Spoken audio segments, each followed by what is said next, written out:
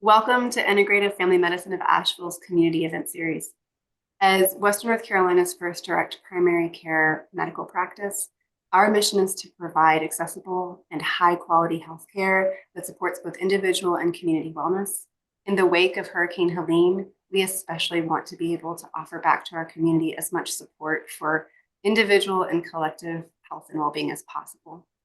My name is Ariana Figueroa, and I'm a National Board Certified Health and Wellness Coach trained at Duke Integrative Medicine. I have been coordinating and facilitating events at Integrative Family Medicine for almost 7 years, and I am beyond thrilled and honored to be able to introduce our speaker tonight, Patti Elledge. Patti is a trauma and healing specialist with over 25 years of experience as a therapist and somatic mentor. She has supported thousands of individuals on their healing journeys. Patti's career began as a child development specialist, serving infants, children, and families before becoming deeply immersed in the field of somatic trauma work. She trained extensively with renowned somatic experiencing faculty, including Peter Levine, Raja Selvam, and Kathy Kane, and has assisted in more than 40 SE somatic experiencing trainings.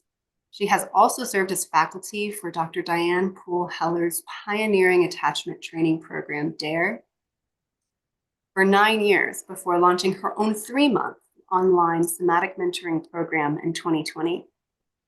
I could go on and on and on. However, I want to open the spotlight to Patti, and I say thank you again, Patti, for joining us and for honoring us with what you know and being here to support our community in this way. Thank you so much, Ariana. Can you hear me okay? Everybody can hear me. I can use, earpieces with a microphone if you can't, but hopefully it's recording loud enough. I am so glad we're doing this. And I am honored to be invited by Integrative Family Medicine, Dr. Brian and Dr. Chad, who we love dearly, and all the medical staff, and Ariana. You and I've had a really sweet, growing relationship over the last few months. It started before the hurricane, and then it developed deeper afterwards. And when you invited me to do this tonight, I was really thrilled and so glad to be here. I I had some experience uh, going to New Orleans 2 months post Katrina Rita. So I saw a lot. I was in the very first week, as I recall. We were there for 9 days and worked extensively with different groups. So it was beautiful to have that experience. What, of course, in Asheville, North Carolina, we never expected that this would happen. Uh, Mhm. when I moved here in 2004, I believe it was, we did have Hurricanes Francis and Ivan that Mhm. had this 100-year flood. It was a taste. It was right after I moved here, literally 2 months after I moved into my home. And, but I recognized I couldn't believe the hurricane moved up the center of the country. And now, we're day 70th or 69th after the hurricane today.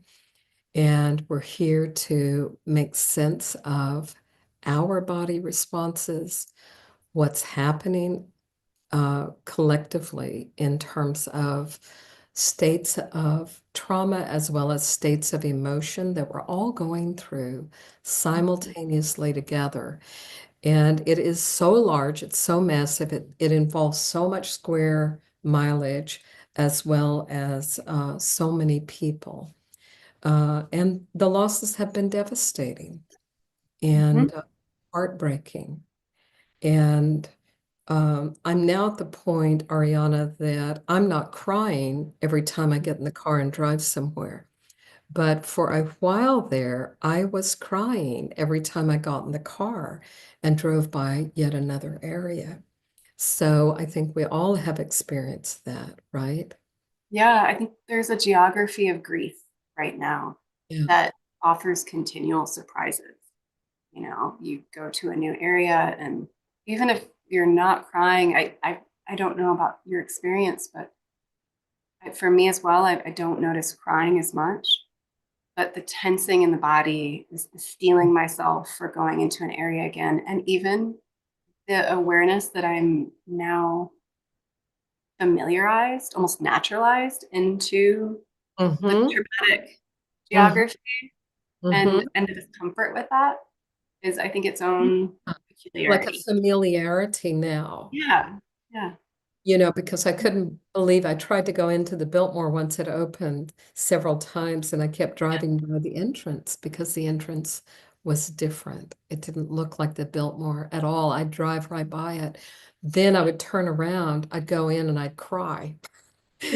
I was going in for a walk, but essentially I was going in and I'd cry. Mhm. So, and everybody responds differently, Ariana, with the body and the emotions. I tend to have a fluid body of emotional Mm, expression. And one of my trainers, Raja Salvam, always thought that that was good. He thought that the flow of energy through the heart kept things open and mm, flow. And tonight we're going to be talking a lot about how the body does brace and how the body does become shocked by seeing one street after another or an image after another. mhm, And we all have to find our way back to flow. mm, That's one of the main premises that we want to understand is what we're going through is psychological in nature, but it is affecting us in our bodies. mhm, So the body holds the information. The body is, carrying it. So that's what the topic is today. And, many of us have had excellent therapies in the past that are talk therapies. We have loved and treasured our therapist. In this situation, we really want to include someone or practices that are somatic in nature, mm, access the body states in the felt sense awareness of what's happening. And that is the message tonight. Like the title is How to Tend and mhm, Befriend these mhm, trauma responses. Because trauma responses are not, these are appropriate for what we're going through. This is a horrendous experience. I have friends who, reach out and think it's all over. They say, "Oh my God," friends during Thanksgiving.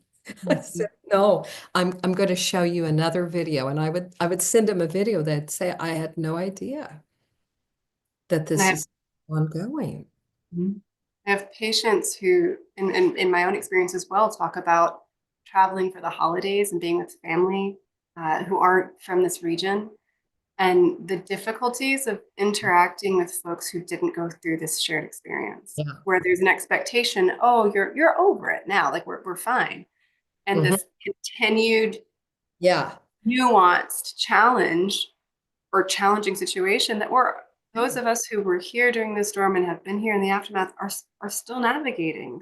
The ripple effects are real and still in our bodies And and daily lives. Yeah. sometimes hundreds of thousands of lives, hundreds and thousands of lives. So it's, and we can think about the impact of when a house is burned down. That is one of the biggest impacts that anybody could go through to Mhm, lose a house.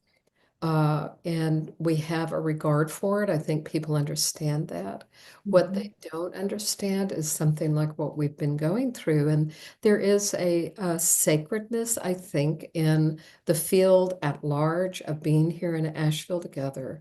And mm, before I go any further, I want to highlight the amazing outpouring of love and care, people running to our aid, people mobilizing to do things that are helpful to a neighbor, but also to a whole community. And we mm, name, all of the beautiful organizations, Beloved Asheville and Man of Food Bank and You know, the churches, the houses of faith, they have had these incredible outpouring.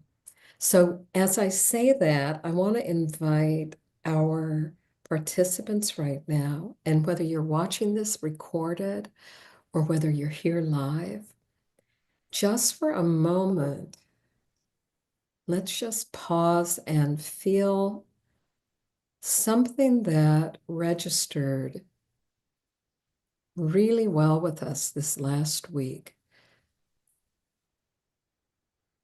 Maybe you saw, I don't know, maybe you saw someone bring a meal to another person. Maybe you volunteered and carried a heater to a family without heat. Maybe you helped build something, but take a moment and think about something that you actually saw this week that brought some kind of warmth to your heart and care to you that registered. And we're going to take a moment and just put your hand wherever you notice it landing in your body. Let yourself put your hand on it. It might be your stomach, it could be your chest, it could be your shoulder, it could be your face.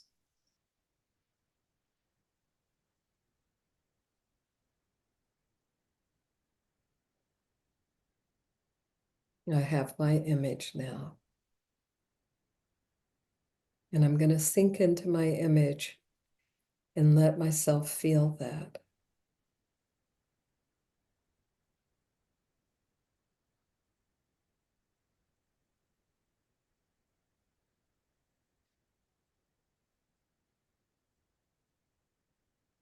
When I did that, I noticed my face smiled and my body relaxed and my breath deepened. So that's a felt sense reaction. That's a nervous system regulating in response to watching something of aid. What I saw in my mind was the picture of Pancho and Amy standing in front of a mountain of My Little Buddy heaters, Oh, stacked on top of each other, ready to go out. And I saw that it just came unbidden. I thought of all of the people that would be warm. mm. Mhm. And you know, if it's okay in the chat box, if you want to put in for a moment, oh, that's beautiful. You saw the same thing. We have somebody that saw the same picture in her mind.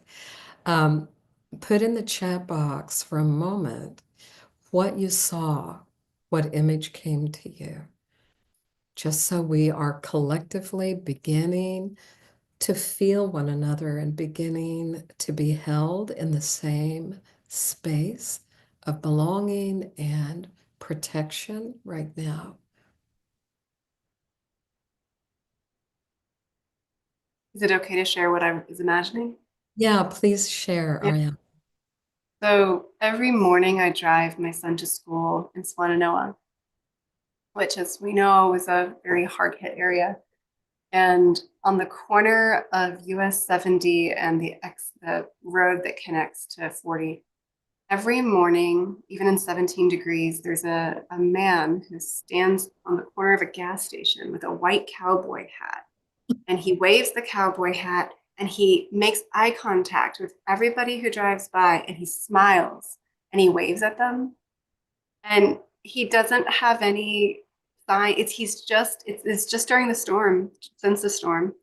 And he's just, I think, trying to offer joy and connection in that tiny way. Yes. And it's He's just so so it's skinny. amazing. That's so beautiful. Look how much joy he brings. Everybody that drives by, there's like, oh, there's that crazy guy again. Yeah. And Uh-huh. it lifts us out of the heaviness of collective grief, it lifts us into a different state in the nervous system called ventral vagal. And some of you are really experts in the nervous system. I can see some of the people that are here.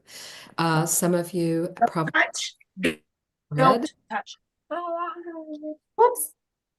And I'll just ask that folks remember to keep themselves muted, and I'll thank you. Thank you so much.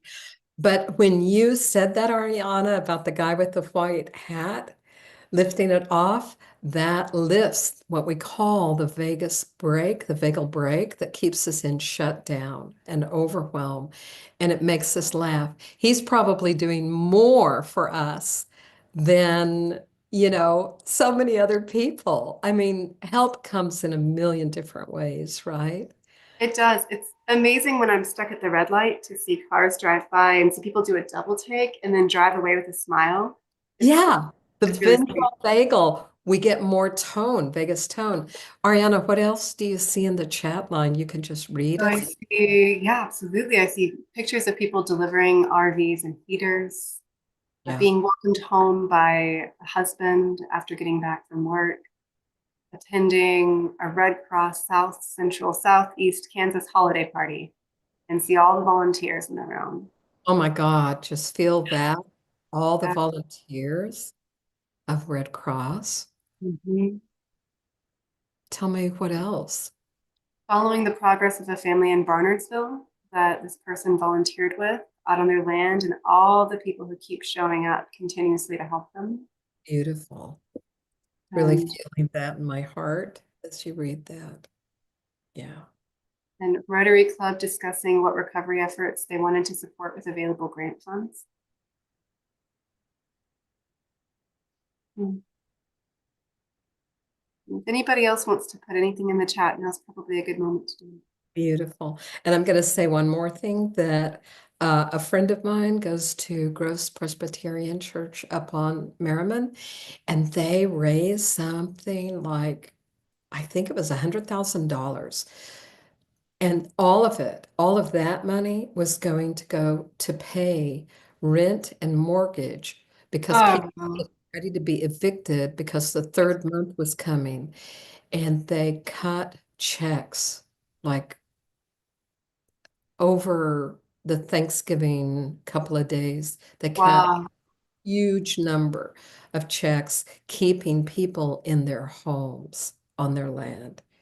So, what I love to do, one of the reasons that we start like this is that we want to recognize some of the good that's coming in so that we have some built-in resiliency. Mm. Before we begin talking about trauma, we want to be able to orient to what's happened in Asheville, North Carolina, and Barnardsville, Swannanoa, Black Mountain, all of these areas, right? It's important to anchor to what is good as Yeah, we start to go deeper or open up a conversation about what's been really hard and what trauma responses look like. it's part of the myth of trauma healing. Ariana, there's a myth that if we tell a story over and over and over, and we keep repeating the horror of what happened to you, it doesn't always work out that you will get resolution. Your body is going to produce all the neurochemicals of fight, flight, and freeze, but by telling it over and over again, it can drive us deeper and deeper into overwhelm. And then Hmm. it has a way of slamming it because there's so much energy. It's a slam dunk from sympathetic to parasympathetic, and that then gets stuck in freeze immobility. Hmm.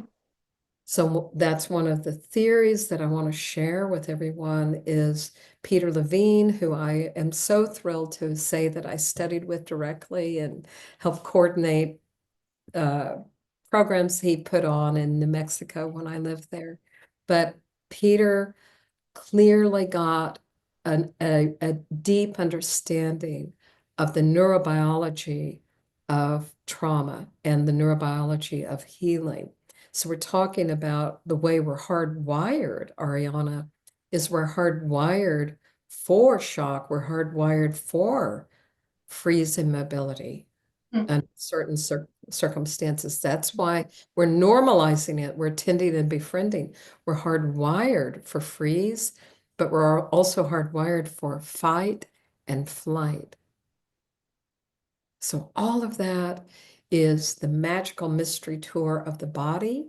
Mm-hmm. How do we come into tending and befriending our energies when we've been through something so devastating?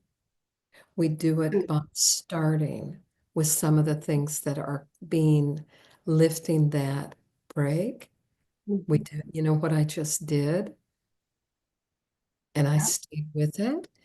So, folks, one of the tips of the day would be to when you get up, you may orient to what's wrong. Like I realized week 2 or 3, 4, 5, I was like checking out what's gone. Oh my God, that house is gone. Mm-hmm. I was scanning for threat. So I was Mm-hmm. getting stuck in that. So then once I realized it as a pattern, I shifted gears, just like Rick Hansen, Buddhist Brain taught us, Such a good resource. gears and said, now, Patty, instead of scanning for what's not there, go outside and look at what's there. Mm. And I began scanning and registering. Oh my God, my gentleman tree still stands outside my door. I went over and hugged my big tree, because this is one of the reasons I bought this log cabin, this tree. But you can decide because we're hardwired to scan more for threat by a certain percentage because of survival. But you can decide to go outside and notice some of what's good and let it register. Take 15 seconds and let yourself time it 30 seconds, register the beauty of the sky because it's going to be balancing the amount of energy in your body. When you register that, it's going to flood in instead of cortisol, catecholamine, and adrenaline. It'll be bringing in something like oxytocin. Mhm. And yeah, other calming hormones. So So that's one of the tips of the day and why I can I say, yeah, may I do a very brief summary of that since we yeah, had somebody just join? And sure. just to pull it everything, because everything you just said was, I think, very important, that we can notice we are in a survival mindset and a fight or flight normal and natural state of survival where Given what happened, normal, yeah, and I think knowing that that's normal and that normal. we're hardwired for it is an important part of this. But noticing that we're scanning for what's wrong, which what is the next building that's not going to be there? And we need to know that when we're in that state, our bodies are responding to perceived threat and grief and emotion in that realm. We can choose in that moment to say, pause, what's here? What is still here? What is good that I can see? And by just choosing to focus on that, we Yeah, can give the signal to our body to yeah, downregulate and to shift gears. And if yeah. by There, staying with it for 30 yeah, seconds, that's the, I think, really important piece. yeah. The power of your awareness, the power of where you're placing your attention. Mm-hmm. That's why meditation has worked for eons. It Mm-hmm. gives you control and power over your awareness of where you place your awareness. Mm-hmm. Right now, I want to try something. That was a beautiful summary, Ariana. Let's try something again. Here's another thing to try. I'd love for our participants on the recording or live to just sit back for a moment and look around your room until your eyes find something that's so pleasant or brings you something that feels good. And let yourself turn your head to your left. Let yourself turn your head to your right, real slowly and deliberately until you find something that you like. Now we're going to just hang out there together.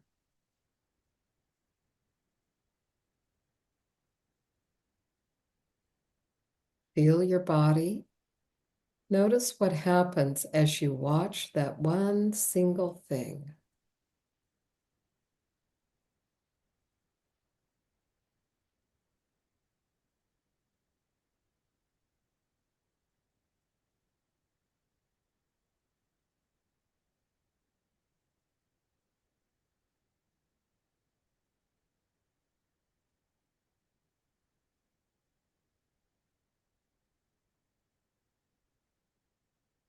And you know, whatever happened in your body was good. There's no right or wrong about the body because the body packs energy in like a lasagna. So if you paused and saw something and your body began to register something, maybe safety, and then feelings came up and you began to cry, that's normal. Hmm. That's good. That's flow.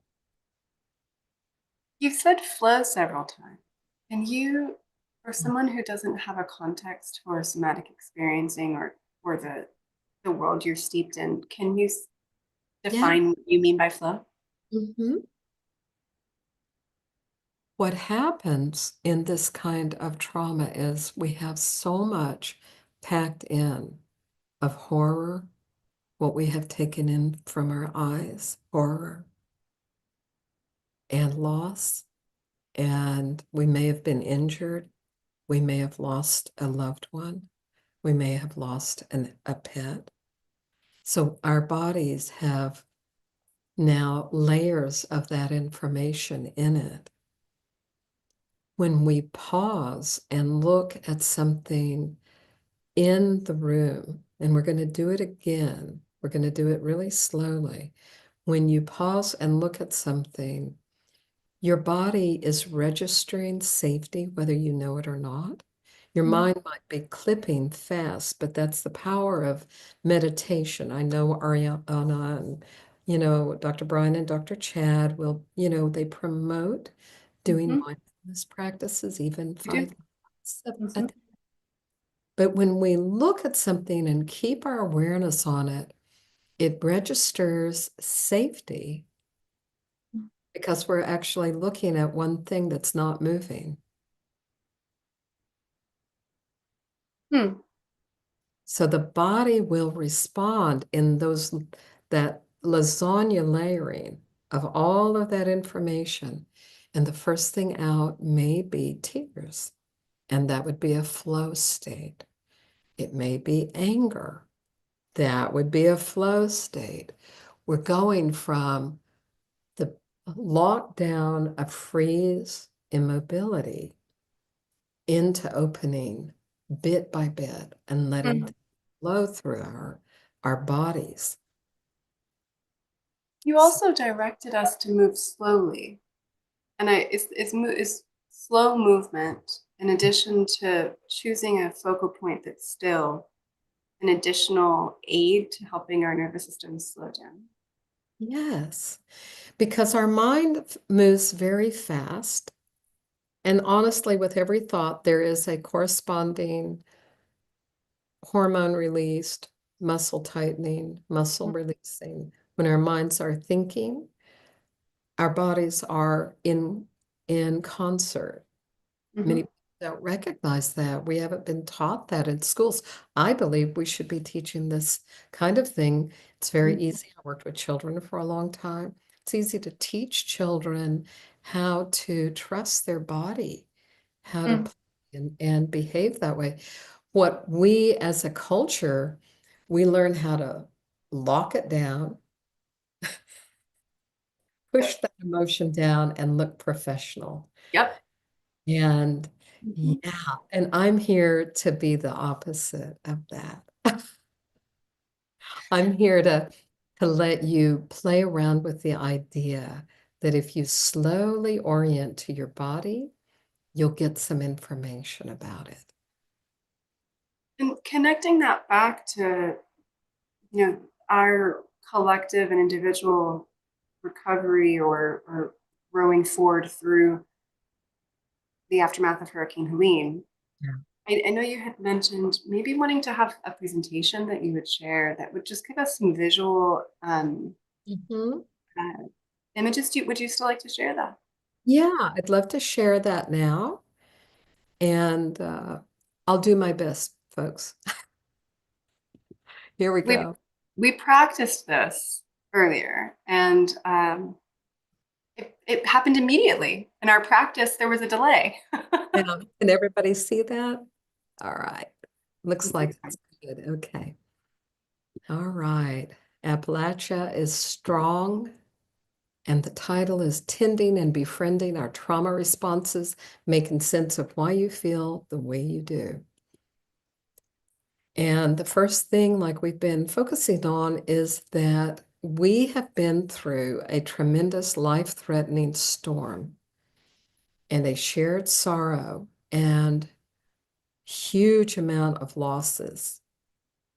And every one of the responses that I'm going to show you right now on your screen, just think about, nod your head. I don't see you because we don't have your faces on, but nod or shake your head. No, if you haven't experienced it, but if you have experienced it, shake your head. Shock, a braced feeling of stuckness,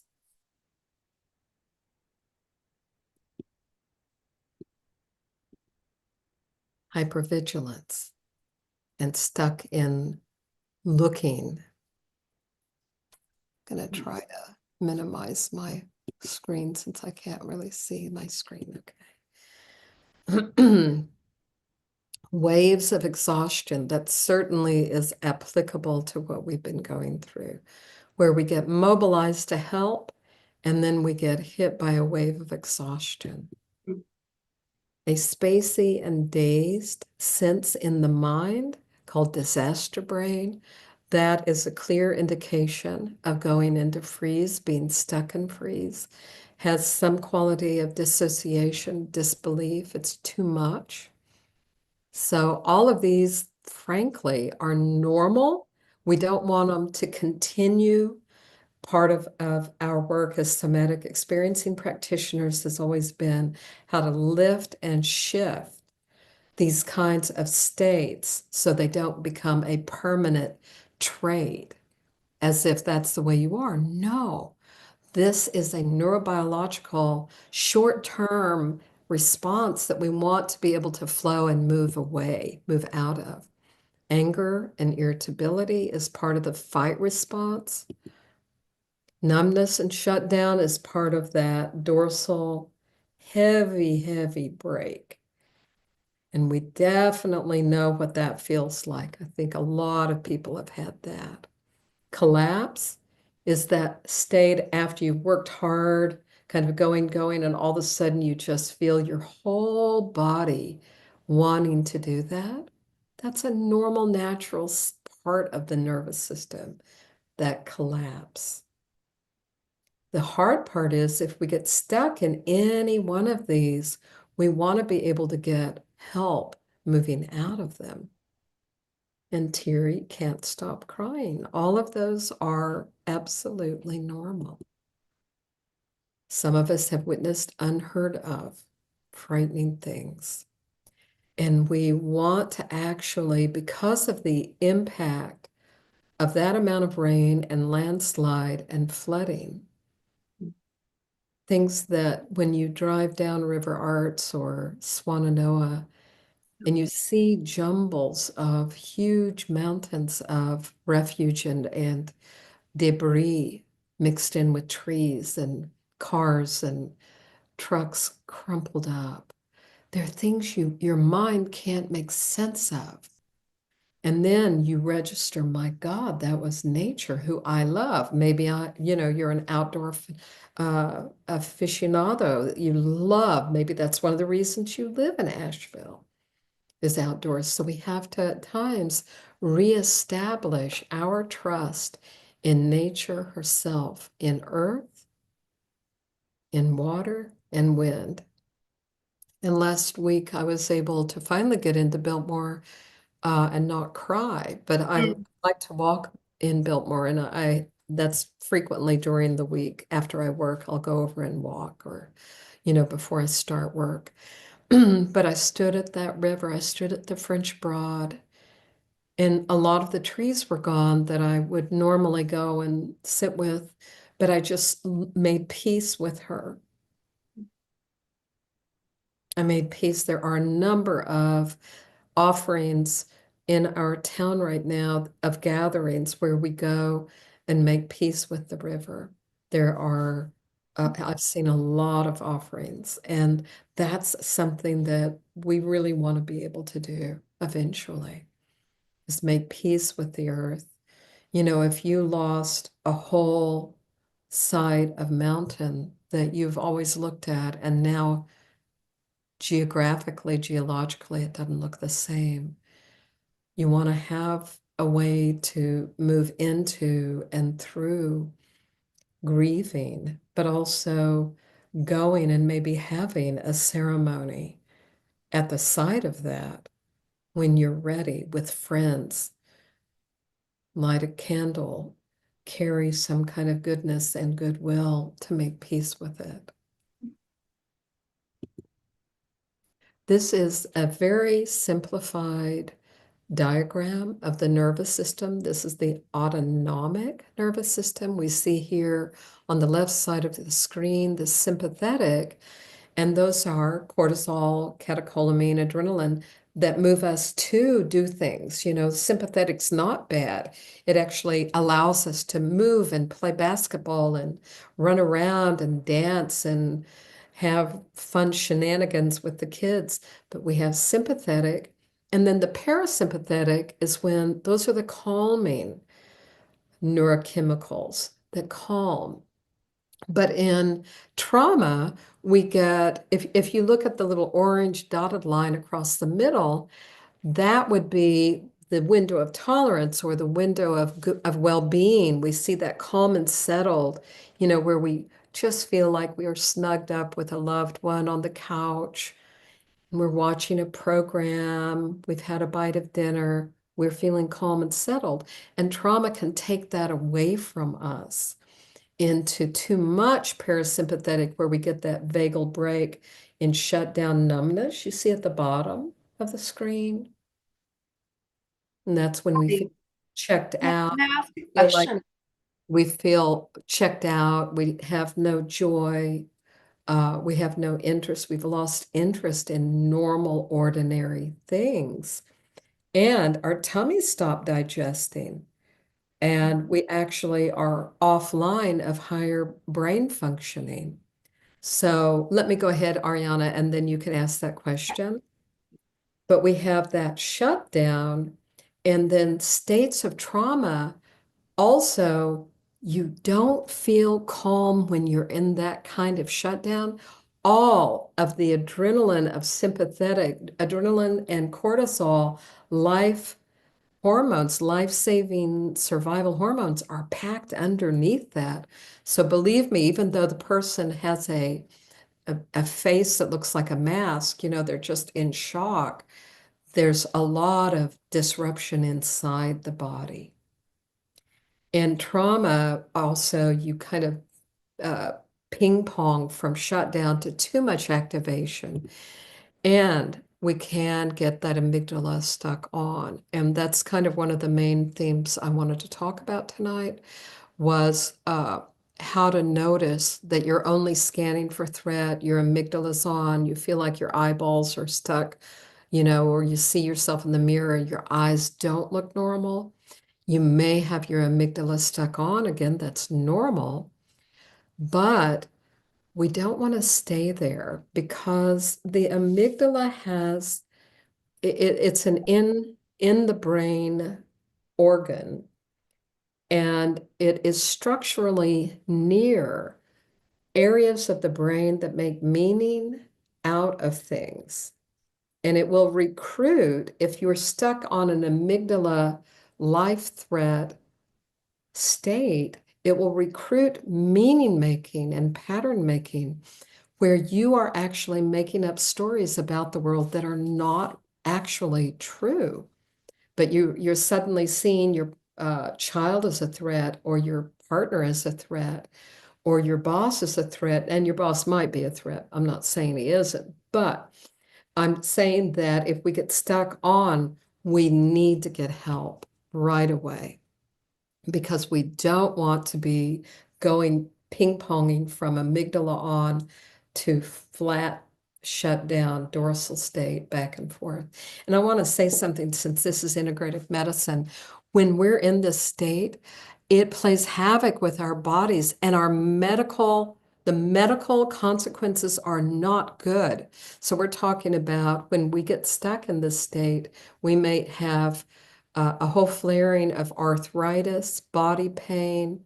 We may have more and more signs of heart dysregulation and inflammation. We know that most medical problems are due to inflammation. That kind of unintegrated trauma will lead to inflammation. So it leads directly to inflammation, and that's what we want. I'm so grateful to be here with you all. We want to avoid having that kind of complication in a year from now. Oftentimes, I think it's a great thing for doctors if a patient comes in and says, I suddenly have arthritis, for a doctor to say what happened 6 months ago. If they're just now getting the sign, because usually we know we can track it to something that's not a trauma that's not been integrated. Thank you for sharing all of that. I'm Did you I'm have a curious. question, Ariana? I do, yes. I'm curious. We've a lot of people, I mean, I in integrative family medicine at our practice, but also in the community are talking about disaster brain, and that I'm curious where that state of mind would fall on this graph. All of this that you see, the too high, the too low, all are Mhm. going to lead to, they're a result of unintegrated body responses that are natural and healthy. That's why Mhm. the emphasis is really on flow and on slow and titrated so that the movement of the energy can move us out of an on state or an off state. Because off state and on states basically cut off the higher brain, the access to the higher brain to memory. We know that amygdala states cut off access to short-term memory. We know that from a lot of studies. We know that I noticed during, I think it was the third week, I'd go out and do something in my car, go out and take a walk. And in the morning, I'd be looking for my keys. I always have them on this one place by the door. And I opened the door twice, and my keys were swinging in the lock. I had that experience as There well. was this Yeah. kind of blank, whatever had happened. So you enter a blankness because the high unintegrated dysregulated nervous states lead to cutting off higher brain functioning. I also Mhm. want to show you one more thing. See that heart that just appeared? Yes. It also cuts us off from close, interpersonal, safe relating. If Mm. we are stuck in high activation or low activation, we're not in our social engagement, we're not in our loving hearts. And one of the beautiful things about Asheville, we ran to each other. Yeah. We ran to bring things to one another. We ran to check in on how are you? We just kept running, and it was exhausting at first, or eventually, but I'll tell you, it kept the heart open. Mm. However, if you were a person that lost everything, you were not running. You were in shock trauma. So I want just to pause for a moment to reckon with that for people that are on the call. We all know people that have horrific stories, and some of you do. And being stuck in a high state and a low state is not a shortcoming. It's because you've been through what you've been through. And we want to help you lift some of that excessive neurobiological energy that's layered in literally to the joints, the venous system, the diaphragm. We want to get you help. And that's why, of course, the doctors here asked me to come talk about this. Mhm. We'll talk about it at the end of the program.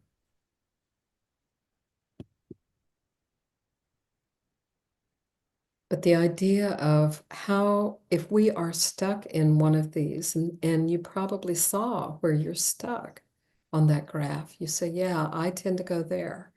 Or no, I'm the one that ends up there. Right? Mhm. It's helpful to know that. It's helpful to make sense of it, to say, oh, I'm stuck in amygdala, a high scanning threat, and I need some help. I can't relax. I can't sleep. Or I'm stuck so shut down. My daughter is crying every time she looks at me because I don't look normal. Mm. Okay. The body speaks its language through sensation. And the big learning of any of the body mind therapies that are so successful for treating trauma is accessing the felt sense of the body.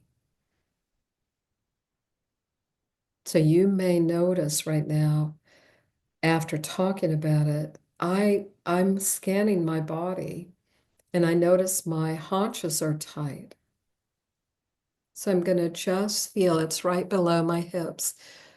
Scan your body and notice the place that's really tight right now. And just stay with it. It's okay to feel it. You might even say out loud to yourself, oh, it feels so tight, it's like all wound up. Or it feels like it's a bunch of knotted string together. Or a spring that's ready to pop.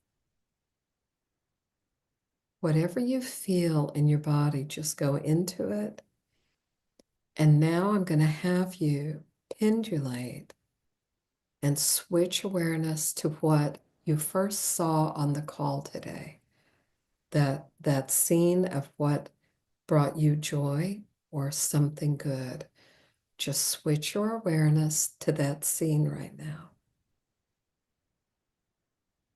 I'm switching mine to that mountain of little buddy heaters.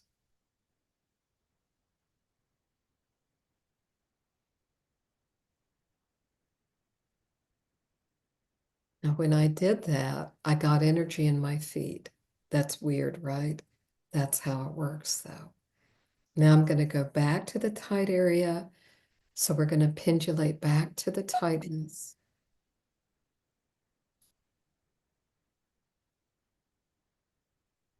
Feel that. Now back to the image that you had. Just shift focus. See what happens when you see that image again. The guy with the white hat waving.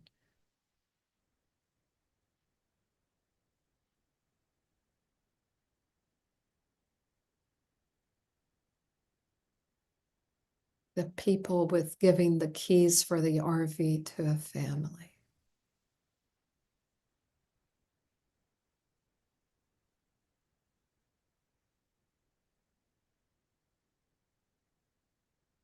Maybe you saw the first time you saw your grandbaby and they were safe.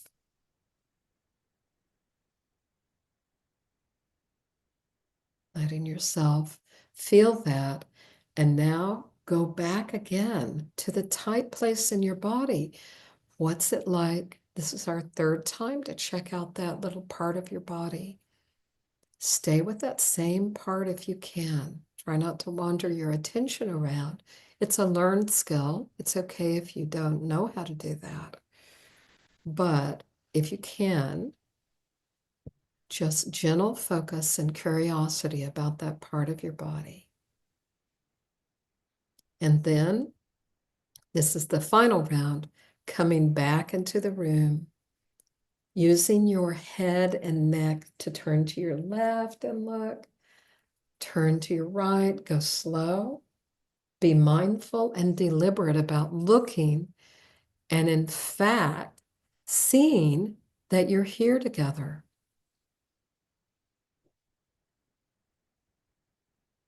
See something in the room and just practice this phrase right now with me, okay?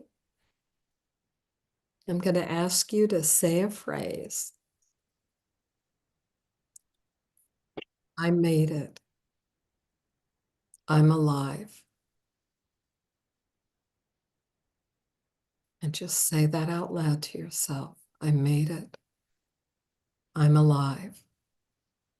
And just look around the room and see what state changes as you say, I made it. I'm alive. And what that's like for you.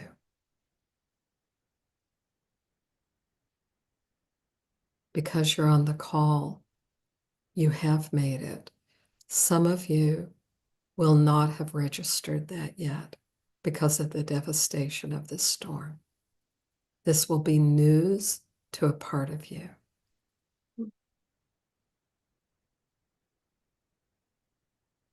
I personally hold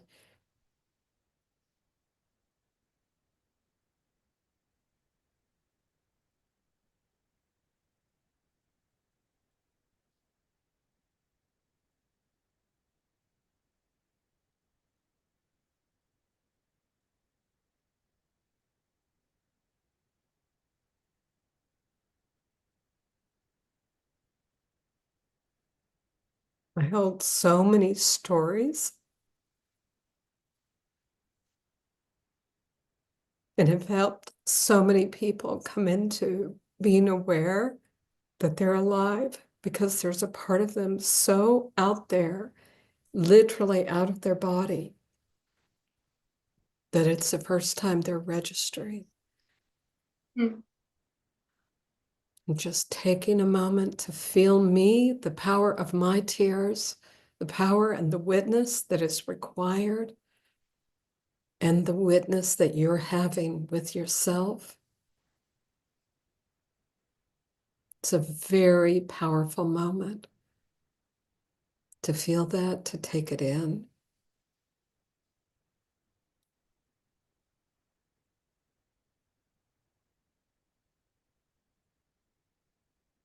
You know, right now, it's funny because when my tears come, I always shift states.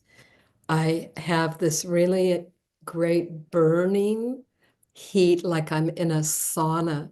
So the heat's coming off my body. So I'm state shifting. I'm shifting states out of some other phase of activation and shock trauma that I have seen and witnessed being with so many people doing so much therapy and pro bono work, that my body's letting go and it's like it's prickly hot. And that's good. That's flow. And just notice what your body is doing. This is very, very important to track, to make sense of it, to say, oh my God, I'm like burping, or I'm weeping, or I'm trembling. All of those are indications of our bodies beginning to let go. It's beautiful. I'm so happy that we've had this time together. So that's what we did. We noticed your legs were bracing or feeling like you were stuck in high alert, or even like, I don't know, I can't even find myself right here. That's worth noting. You can put your hand on it. And we watched it for a good long time. This work that we're doing tonight is direct somatic experiencing work, helping us move through some of what we've been impacted by. As I said, now my arms are cooling off. They're Mm. feeling. So that's the flow state. It's a releasing of energy held right underneath, probably in my fascia, right under the skin, that created that kind of sensation of heat.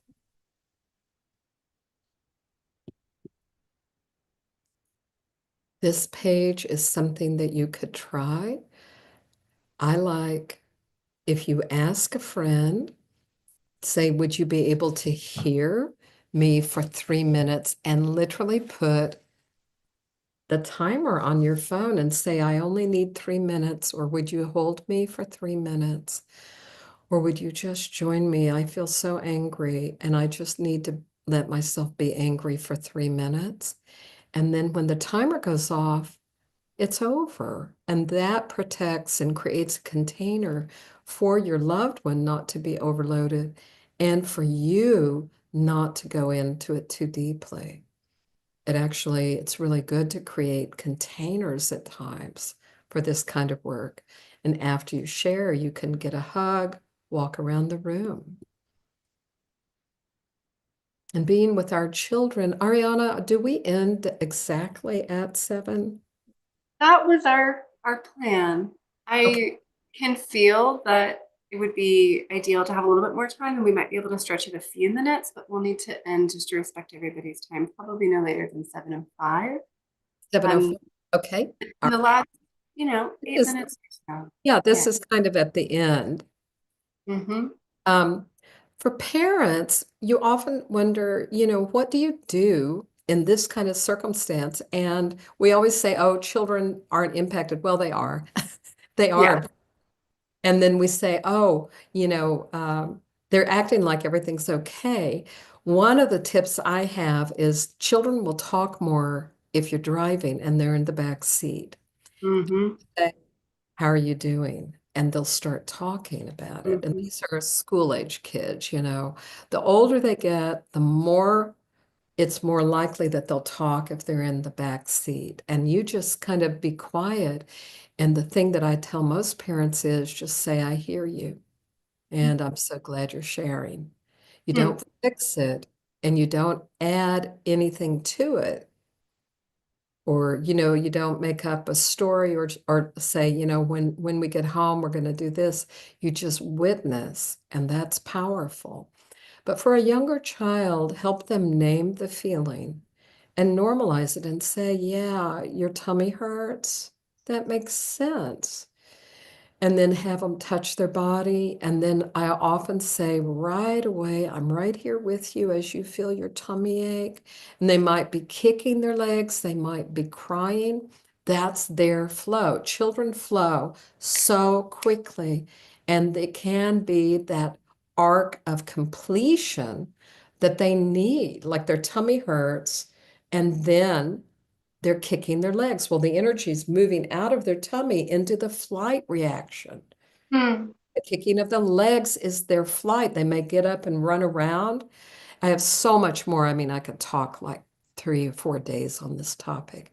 But, when you ask them to put their hand on it, you say, I'm here. We don't criticize them for what they're doing. We actually let the energy flow. And then you might say, is there anything that part needs right now? Do they need a hug, or do you need to run around the room, or do you need your teddy bear? And then later you can say, you know what? I think we could draw pictures together, and you get your paper and you just draw some pictures together of their tummy or of whatever upset them. And just like we did tonight, say, I'm so glad we made it, honey. And the child might say, but my room is gone. And you say, I know, it is gone. And that's a lot for a little person to work with, but I think you've got ideas about helping them focus on beauty and goodness and letting in things, but also honoring the disappointment, the anger, and the fear. That's a thread that you have that has been throughout everything I think you've said so far. That how can we remember to look for the good? How Yeah. can we acknowledge and reconnect to body sensations as a way of getting unstuck? Yeah. How And, I've sent you all, what you're going to see is I've sent you a couple of different selections of people I like that I follow on Instagram and YouTube. These are somatic experiencing practitioners. One of them, Jake White, his Instagram account is very slow and gentle. Go to him. On the other hand, Luis Mojica, and his program is very intellectual and very clear, but very kind of vibrant and with a lot of vitality. Irene Lyons, I also included her. Hers is very educational and kind of between the two of them, very slow. But I think that the best thing of all, this is a 1 hour talk, it just scratches the surface. And Mhm. go to those links that I shared and let yourself really find one of them that suits you, that you can learn more about your body. And I want to read this quote that I think is really important because once we got into this thing in Asheville, I kept being astounded by the amount of beauty and grace at the same moment as horror and revulsion and despair, like beauty and grace. They were right there. And it struck me that Asheville, we were not supposed to get this kind of storm. We were on EcoWatch, which is a whole website of good scientists, of environmentalists and ecologists who said Asheville was number one safe place in the nation for 3 years, as long as they've been making these lists of like 10 best places to live. Well, guess what? So I feel like we've provided ourselves with a new way of living and almost a template for the world regarding natural disasters, of which we know there are going to be more and more. And I want to end with this quote by Thich Nhat Hanh, who said, the next Buddha will not take the form of a person. The next Buddha will take the shape of a community that practices understanding and loving kindness, a community that practices a conscious living. This may be the most important thing for Earth's survival. So I do feel that way about Asheville. I feel like there's been some kind of a ripping apart of everything that we knew as normal. And now this whole new culture of care and understanding and kindness has emerged.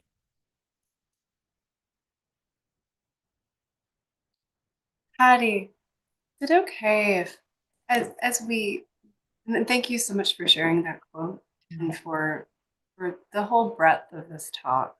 And I understand this is just scratching the surface. This is you teach workshops on this material. Thank you for working um, to bring us together. I stopped the share just so that we could see each other's faces, but I can give it back to you if needed. Oh, okay. You stopped the share? Yes, Okay, that's fine. Let me get out of that. I'm sorry. Okay. Was there anything else that you wanted to show in the presentation? No, that was a perfect place to end. I had that as the last slide, but I'm so sorry I didn't tell you before I did that. Um, in the midst of this, I will put these resources up on the YouTube channel where this recording will be housed. And if there are any other resources, Patti, that you can point people to as we close on reestablishing stability and health as we move through these emotions and these responses. Um, I wonder if that would be a good place to stop. Yeah, for your your community that comes to something like that, this and my community, I definitely think finding a way to stay connected is, Mhm.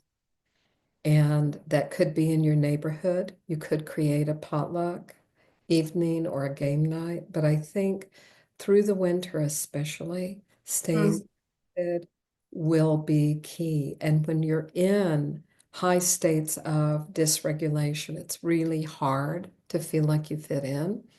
You have the whole nervous system of not fitting in. So, what I want to say is staying connected. Uh, if you feel like I've gone in and out of being very vibrant and alive and going into what I call my hermitage, because basically mm, I have a big part of me, a Patty Elledge, that's like a hermit, kind of a monk in my own home of quietude. mm, And if into that, that is very renewing for me. mm. And yet, I also know connection is really important. So, going with what works for you is going to be key. And for your community, I would think body-based practices, whatever that is, Tai Chi and Qigong move energy phenomenally. So, if your practice includes any of that, I definitely say do it. Be in Mhm. person when you can, because we have mirror neurons and literally our heart waves, my coherent heart wave is affecting every one of us. So if you're in a room doing Tai Chi together, or yoga together, or meditation, or just a quiet circle share, I think that's very, very helpful in these days. You will come out more regulated. Thank you for sharing all of that. Yeah. We had one quick question, which is a comment that your voice is so soothing and your presence is just the best. And do you have any recordings of meditations that you guide people through? I that's one of my things that I want to, but I included in that list. I have a sweet interview with Michelle Chalfant on attachment, on healing adult attachment. And I have heard it's an hour-long interview, and I have heard many people say that they use it when they feel dysregulated, that they go to it. And because I'm talking about relationships and how we're hardwired for loving and bonding and belonging, I have heard from many people that they really like it and they've used it as a resource. So until I get a DVD out, that's what I would say.